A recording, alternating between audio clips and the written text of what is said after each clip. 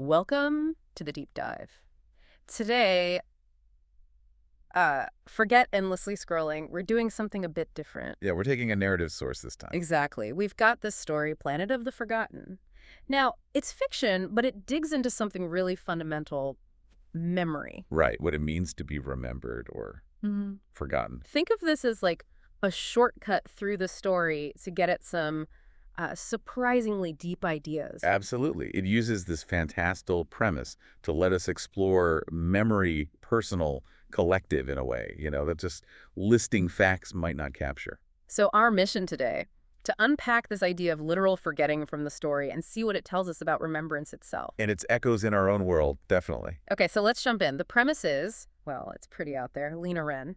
She doesn't just disappear. No, it's not like she moved away or something mundane she's forgotten. Literally erased from everyone's memory, like poof, as if she never existed. And the story really leans into the specifics of that. Records vanishing. Photos going blank. Yet names just deleted from family trees, databases. Yeah. It shows how much our memory of someone is tied into the whole social fabric. If you pull those threads, the person just dissolves from reality almost. It's a fascinating And concept. holding it all together, or trying to. Her daughter, Calla, she's the only one who remembers. Imagine that. Seriously. The isolation, everyone telling you your mother, your memories, they aren't real. The story really focuses on that emotional weight, doesn't it? Calla constantly fighting this gaslighting from the entire world. It makes you question, how much of our reality depends on that shared agreement, that collective remembering. And then, just when you think it can't get weirder, Calla vanishes too. On her 23rd birthday, specifically, which feels significant. Yeah.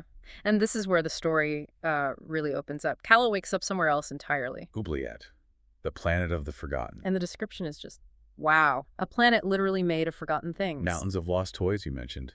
Cracked snow globes. Childhood bikes rusting away. It's this visual graveyard of discarded memories. The environment itself sounds so evocative, that violet, grainy sky. And the smell, burnt paper and rain, it gives you this sense of melancholy, of loss. And then she meets this creature, a spider made of typewriter keys. Right.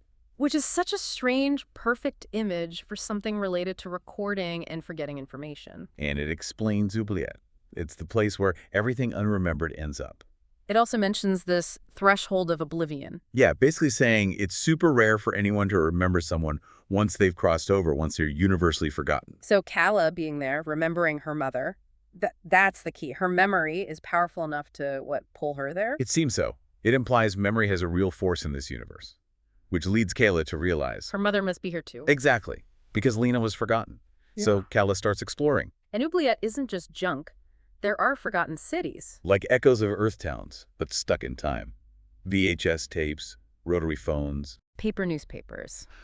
And forgotten people. This is where it gets really poignant, I think. Definitely. Soldiers from wars nobody recorded. Artists whose names faded. Lovers whose letters were never read. Just these small individual tragedies of being lost to history or indifference. And the story is clear. They aren't dead. Not in our sense. But they're trapped there. Discarded. Unable to return to the world that forgot them. It's like being forgotten is its own kind of prison.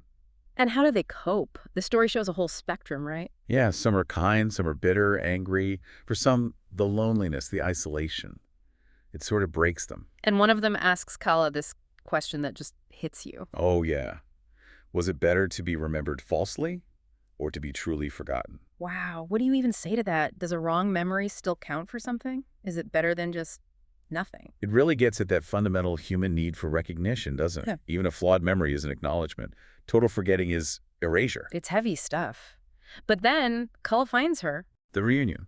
In this little Victorian-style bakery, right? Yeah. Like a bubble of preserved time. After everything being told she was crazy, that her mom never existed to actually see her again, you feel that rush of emotion. That connection that even universal forgetting couldn't break, at least not for Calla. And Lena's explanation for why she was forgotten? It's complicated. It is. She talks about her research, neural decay, becoming a glitch in the cognitive system of humanity. That's quite a phrase. A glitch. But the story also hints at other things, maybe darker things. Right. Was she inconvenient? Did her ideas threaten someone? Or maybe people just lost interest, moved on. Which is almost scarier in a way. Just fading out of relevance until you're gone. But the crucial thing is Calla's memory. It was strong enough, persistent enough. To act like a beacon, pulling her to Oubliette. That's how Lena explains it. This place feeds on memory. Like memory is actual fuel here. So memory isn't just passive recall. It's an active force. It shapes this reality. And that leads to the way out, supposedly. The memory tree. Ah, yes, the tree on the hill of old dictionaries. That's quite an image. A symbol of language, knowledge, accumulated memory. Maybe decaying memory, given the dictionaries are worn out. And the tree itself sounds unreal. Smooth, bone-like bark. Leaves made of shimmering, forgotten languages. It hints at layers of memory we don't even know about. So how do you use it to leave? You need a memory. Yeah. But not just any memory. It has to be pure, deeply personal, something uniquely yours. Untainted by what everyone else thinks or remembers. Exactly. And Calla chooses. The lullaby, her mother humming on a rainy afternoon. She focuses on the sensory stuff, right? The warmth, the sound of the voice, even her own tears, those tiny, intimate details. It works. The tree glows, a door appears. Freedom. But then, the twist. Lena decides to stay. After everything Calla went through to find her, why? She feels disconnected. Like she's been gone too long, forgotten too completely, the world moved on without her, and maybe she feels there's no place left for her there. That's heartbreaking. It shows how deeply being forgotten can affect your sense of self, your belonging. Even with Calla pleading with her to come back, promising to make a place for her, Lena feels she belongs in Oubliette now. But she gives Calla something, doesn't she? This idea about her memory. You carry my memory in your voice. A beautiful, powerful thought.